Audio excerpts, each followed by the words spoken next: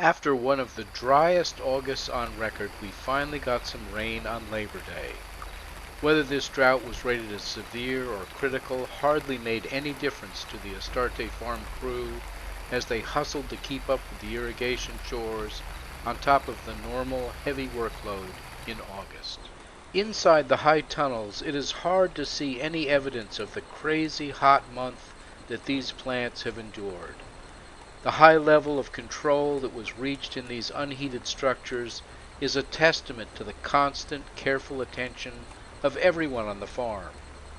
It is heartening to see the wide range of plants that coexist and complement each other.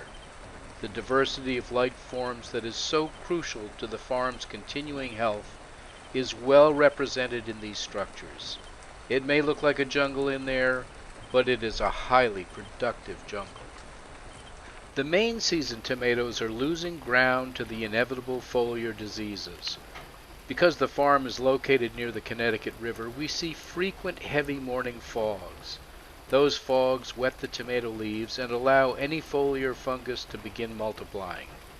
We've had a great harvest from these plants, and the more resistant varieties will continue to set fruit, possibly into October. I heard my first cicada song on the 1st of September, and folk wisdom would claim 6 weeks to the first frost, so perhaps that late harvest will be possible this year. The eggplant patch has recovered from its early weed struggles and has provided a strong harvest this summer. Or should I say that the crew had to be strong to harvest all that eggplant? This single bed was planted a few days ago with a cover crop cocktail of oats, field peas, and daikon radish. The radish has already germinated, and if this rain doesn't float all the peas and oats right up to the surface, we should get some good coverage here. Here are the late-season field tomatoes that have been planted in our old mown grass path system. The interplanted lettuce has produced hardly any marketable heads, and it was difficult to mow the paths close enough without damaging their delicate leaves. The grasses were then able to spread freely into the beds. While it did not hurt the tomatoes even at the height of the drought, it will be a headache next year without some aggressive tarping and solarization.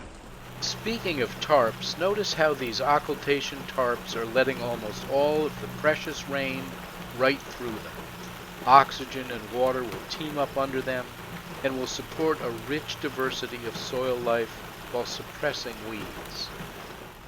This beautiful rain is letting our second attempt at sowing a buckwheat smother crop to show some promise. The small section of flowering buckwheat that was left from the first sowing is showing the signs of red root pigweed and lamb's quarters going to flower as well.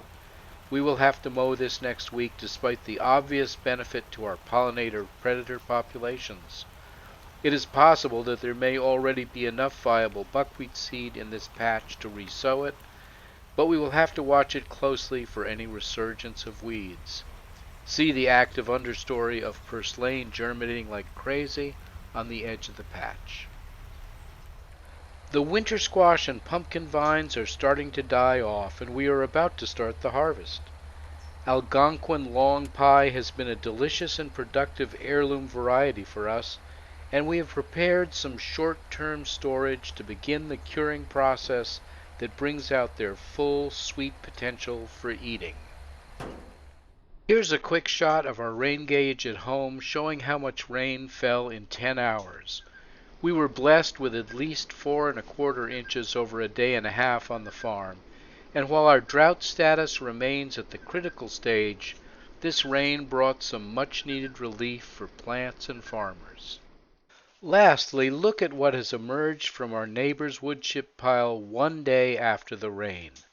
Those fruiting mushroom bodies are an estimated 1/10,000th of the whole organism, so just imagine the volume of mushroom mycelia inside that pile. Thanks for watching. Leave comments and questions below. Catch you next time.